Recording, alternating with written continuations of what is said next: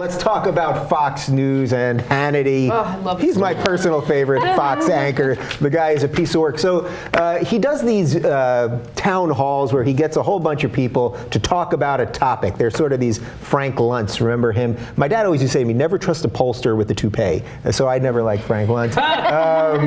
But he gets these people and they talk about big topics and they have open discussion. I guess that's what Hannity would tell you. And we've got a couple clips of their discussion on the marijuana. Let's watch one. Morally, do you see this as part of America in decline?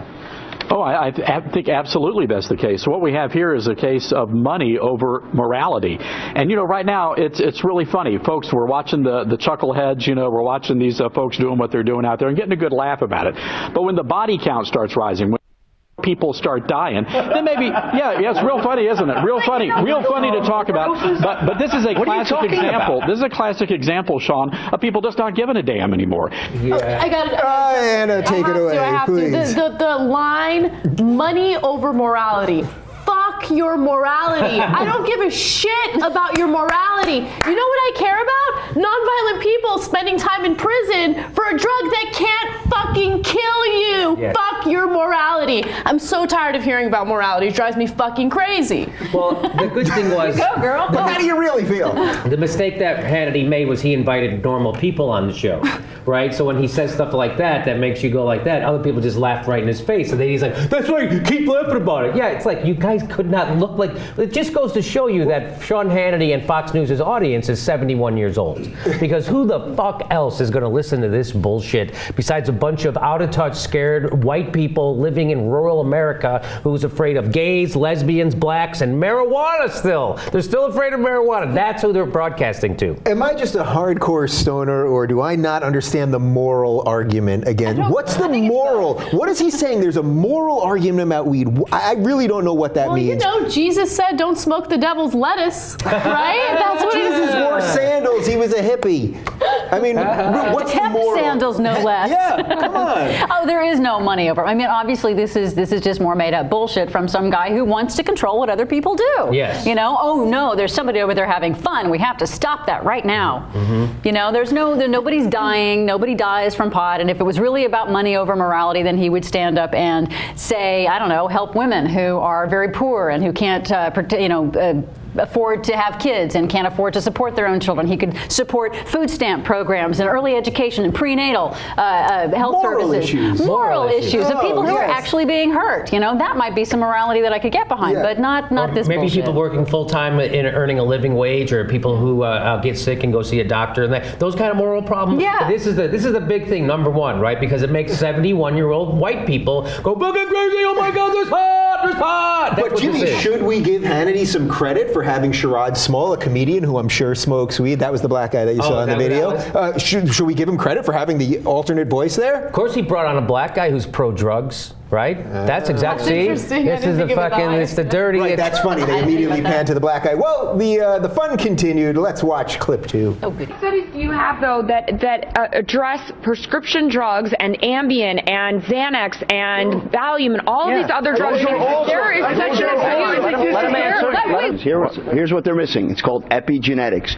Each generation that smokes pot with animals gets fatter, less anxiety, germ cells get damaged. You can end up with generation after generation just because. But isn't it cultural too? It's about behavior. Behavior. When you're a bad boy and you eat junk food, you don't get fat in a day. The reasoning that's here is blinded and shallow and non-medical. Sean, you got to have some political reasoning here. Just like slavery destroyed a country, and in terms of its freedom, all right. Just like New York voted for slavery, New York City voted for McClellan. You talk about revolutionary history, that there were Tories all over New York. We had confusion on stopping Hitler. These people are confused. They do not know that marijuana will damage their children generation after generation. I wonder my which God. pot he smoked. He's doing What is he He's on? like smoking a doobie tonight after he gets home. exactly the question. What kind of drugs were these people on as children that makes their brains function like this as grown-ups? That's the question that needs to be asked here, because what is it? It's not pot. Pot doesn't make you think like that.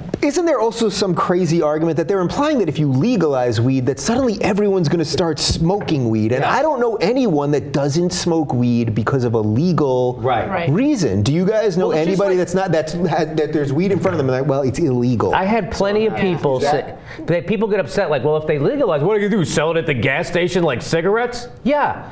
Yes, you know what? Cigarettes are legal. They're available at the gas station. They're I don't buy regulated. them. They're regulated. I don't smoke them. They're legal. Yeah. Nobody smokes. They're also far more addicting and have a zillion more and carcinogens. they kill you. Yeah. That's the difference. There's a lot of propaganda that's pushed out by people that you see on that panel right there. Propaganda that involves fear-mongering and scare tactics. For instance, this argument that it's going to be unregulated, that you're going to legalize it and all of a sudden your 2-year-old is going to be smoking a spliff.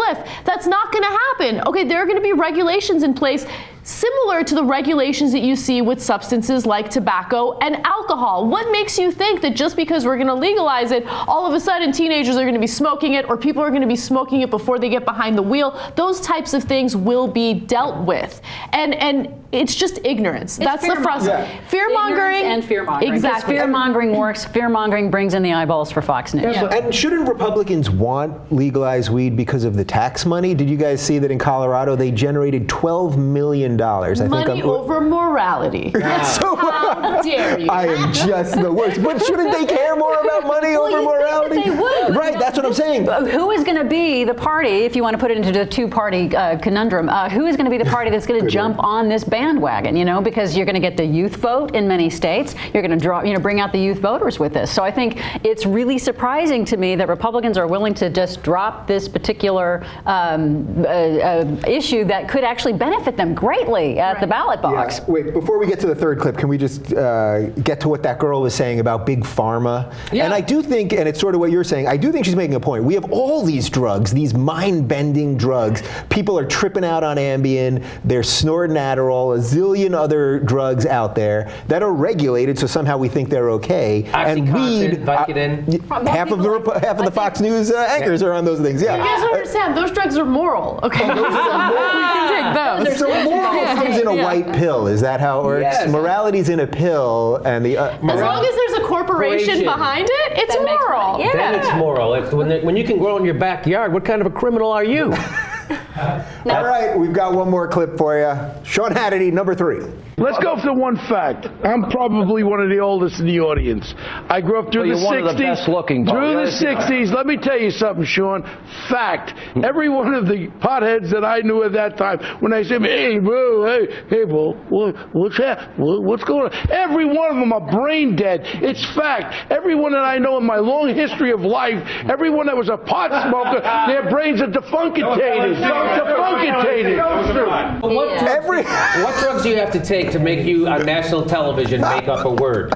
Defunctated. He just said their brains are defunctated. Oh my God, that's right from the doctor's mouth. I don't think the pot did that. Everyone I know from childhood is brain dead? Yeah, that smoked pot. Like Paul McCartney and President Clinton and President Obama and Rush Limbaugh, who's admitted to smoking. Newt Gingrich has admitted to smoking pot. So all these people have admitted, but they're all brain dead apparently. The only guy who's on top of his game, Joe Deedle, fuckface in the audience, right? You know what I would do if I was on that panel? And I would never be on that panel because they wouldn't have the balls to book a real person who has real information on there. Yeah. But I would go up there and I'd be like, here, Schaefer report during the Nixon administration. Nixon himself commissioned that study, and a governor by the name of Schaefer did the study, found that marijuana does not have negative long-term impacts on your health, right? And Nixon wanted to know that information to decide what he was going to do with legislation. You know what he did when he got information that he didn't like? He ripped that fucking study up. Mm-hmm. That's what he did. Look it up, Schaefer report. That's a whole newsroom full of people ripping up information they don't like. Are you kidding me? That whole panel there, have people in half that audience. They're not talking about science. Joe Dito talking about this is a fact. Anecdotal evidence is now considered facts. I'm Joe Dito. And that crap. Wasn't he one time a respected lawyer? He's doing commercials, by the way, for Arby's right now. Do you know that? He's doing Arby's commercials telling you about how good their turkey Rubin is or something. I think the argument that Arby's is bad for your health as opposed to marijuana, like, it's probably worse.